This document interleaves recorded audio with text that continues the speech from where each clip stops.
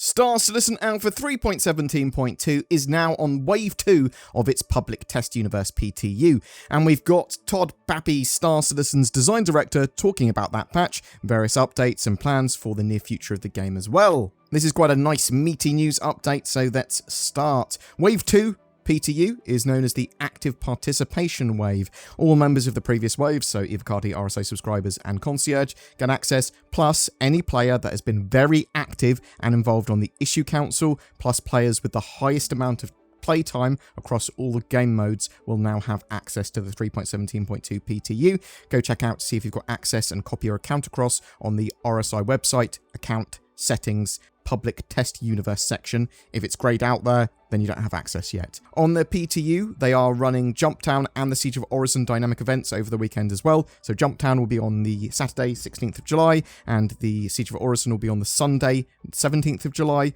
both starting at 3 PM UTC for 8-hour slots on their respective days. There were further AI performance and netcode improvements and fixes made in the latest PTU patches, which have made it a necessity to test them in those dynamic events. Todd Papy, design director for Star Citizen, sat down with creative lead Jared Huckabee to talk about all things Alpha 3.17.2, which led to loads of answers on what the evolution of features will be for 3.17.2 and beyond, and how a lot of different features are planned to work. Let's summarize those questions and answers over that quite long show that they did live. Does the new AI planetary nav mesh in 3.17.2 allow for ground AI to fire at player ships? No, not at this stage. The nav mesh allows for the traversal around planets. They need behavioral updates for AI to use various weapons on various targets like ships and vehicles. They also need different sizes of nav mesh for creatures from small to large, which they are planning out at the moment. For AI driving ground vehicles and using them for combat, this requires extra tech to be built out. Are there any unsung changes that you're excited for? 3.17.2 is reasonably content-heavy gameplay-wise. There are some bits that players will find while exploring, like the Snake Pit racetrack, and other things that they want players to discover for themselves now. Will all the known bugs for 3.17.2 be patched before releasing? No, there's actually quite a lot of bugs even beyond the known bugs list that they show on a patch, so they will fix as many of the known bugs and bugs as possible, and they will focus major blockers. They take priority.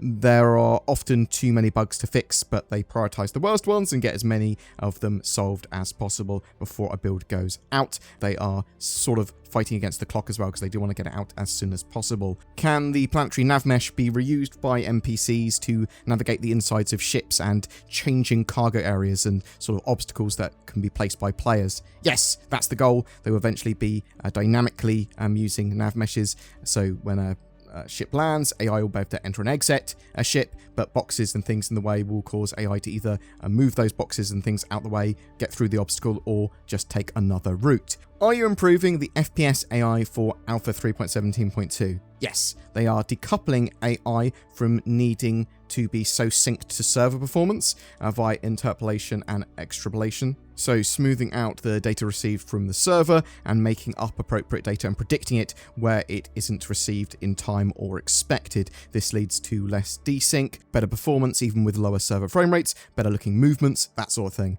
It's a work in progress though, but will be tweaked for Alpha 3.17.2 Live and beyond. But there are currently a hodgepodge of other updates and improvements for AI in this patch. This is partly in preparation for persistent entity streaming coming in Alpha 3.18 and generally getting the game more playable. There are various AI behaviors that have been built out for Squadron 42, and they're going to be moving into the persistent universe when they're in a good state as well. Why are they using just the Cutlass Black at the moment for AI dropship reinforcements in 3.17.2? Surely other ships would have been a better idea. The Cutlass Black was just the first ship that they decided to add the tech for. It will be used by more ships in the future, and actually the tech will be used in multiple ways. Will the AI dropships be able to transport players eventually? Right now, no. It's meant to be used for reinforcements and bringing sort of AI in. In the future, you should be able to stow away or get on NPC and AI ships and travel with them, but this isn't a feature of 3.17.2. In this patch, will AI be able to walk off ships after AI ships have landed? Yes, they'll be able to walk off ships and provide extra bodies and difficulty to FPS missions. They are literally meant for reinforcements. If they don't for some reason get off the ships, it's a bug. Will there be any additional quanta or quantum updates for commodities in Alpha 3.17.2? Not for this patch. Game Horizon, another company, are working with Tony Zorovic and probably a team from CIG on quanta and the dynamic universe at the moment. I'm going to try and dig into Game Horizon and exactly what they're doing and who they are in the future. How are missions and jobs going to be balanced for risk, reward, and time?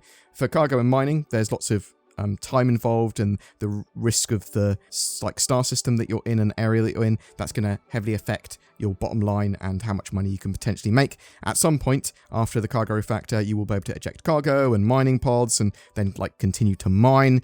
So the mining loop will be you can just mine and eject cargo pods and you can get someone else to come along and pick up that cargo for you.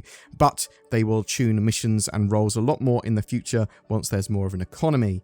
Will derelict points of interest be salvageable, and to what extent?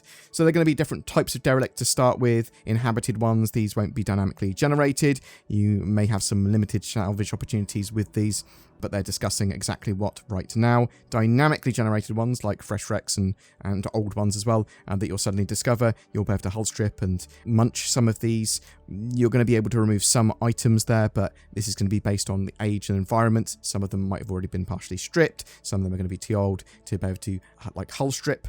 So yeah, limited salvage opportunities based on the age and environment that you're in.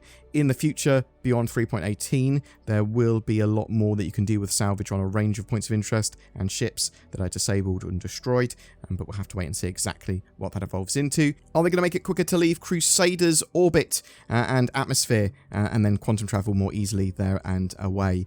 Yes, it's being discussed and is on the backlog already, so this should be done in the not too distant future.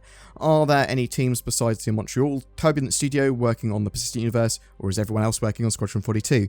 Yeah, there are some teams focused solely on Squadron 42, some teams that work on both, although a lot of the teams that typically work on both are mostly working on Squadron 42, and there are some teams that are focused purely on the Persistent Universe. So there are 3 different feature-specific teams that are on the PU, the US Persistent Universe team, the Montreal feature team, and the EU Persistent Universe team. They're all working on things like salvage, cargo, missions, resource management, dynamic events. There are various content teams too, working on things like space stations, underground facilities, derelicts, gameplay area, environments, and points of interest. Are we going to see inventory updates in the near future for UI and better ergonomics? Yes, there are going to be updates in the future, though the team that would be sort of doing that are currently working on some Squadron 42 stuff.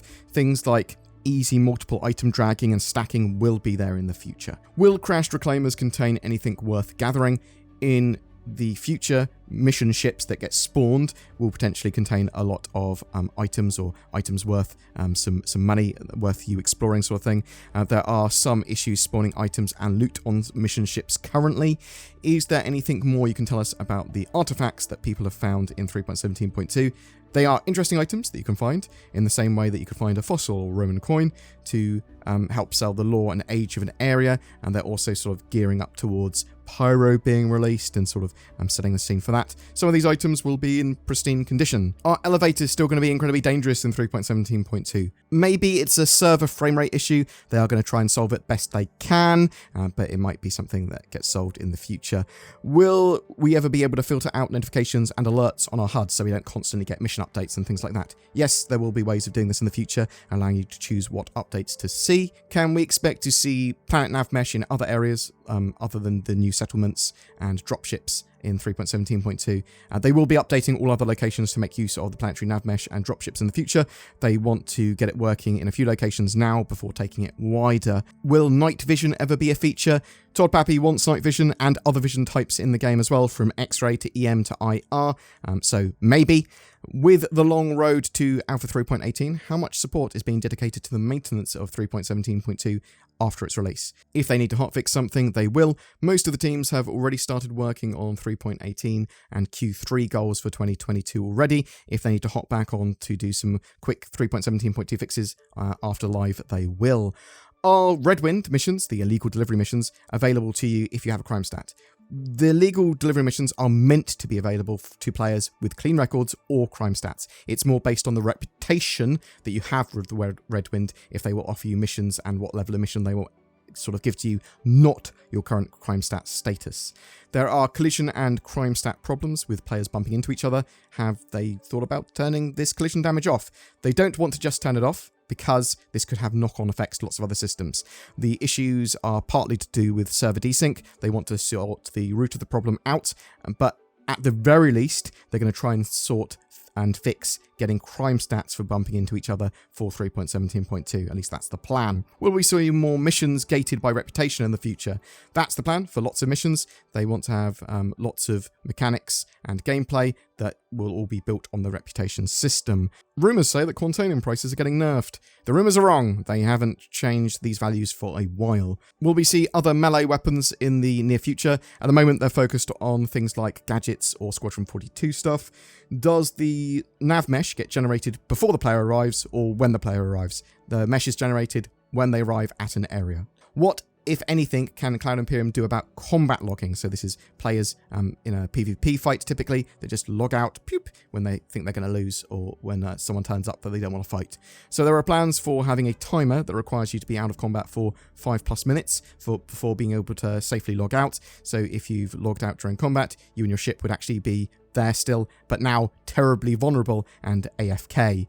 Boom! That's it for your Star Citizen updates and more of what you can look forward to in the upcoming Alpha 3.17.2 patch. But what do you think? Are you excited for 3.17.2 going to open PTU hopefully very soon, or are you waiting for the live build? Have you been playing in the PTU so far? Are you having a great sort of time, or is it terrible? Are there too many crashes? If you're able to play in the sort of Siege of Orison over the weekend or that Jumptown playtest, tell me what your experiences of that are on the PTU. I'd sort of love to know. In fact, whatever your thoughts, I'd love to hear from you in the comments below. Greetings, citizen. I am NordVPN Man, bringing the justice of cybersecurity to the world. I protect you from ads, trackers, and malware. I punched a guy so hard once with security features that I knocked him back in time. He was able to use the knowledge of the future to become incredibly rich and wealthy. He bought like 10 subscriptions to nordvpn.com/BoredGamer after that. Really smart guy. Another time, I prevented a hacker from snooping at your IP address by taking off his hands. You can't hack with no hands. Probably. Anyway, you should get NordVPN, otherwise the terrorists win. Every month we have a giveaway. For July 2022, we're giving away a Hull A cargo hauler, as well as a Nomad multi-role freighter. That Nomad also comes with a hovercrod bike. So there's 2 lucky winners this month, and both of those packages contain access to Star Citizen. Comment on any of my videos during this month to be in for a chance of winning that, and check the description down below for more details. Please consider becoming a Patreon or channel member with the join button under my videos. This nets you a variety of exclusive extras, badges, influence on the channel and content and special videos, as well as helping us produce daily content. Thank you very much for watching. Please take care, and I'll see you in the verse.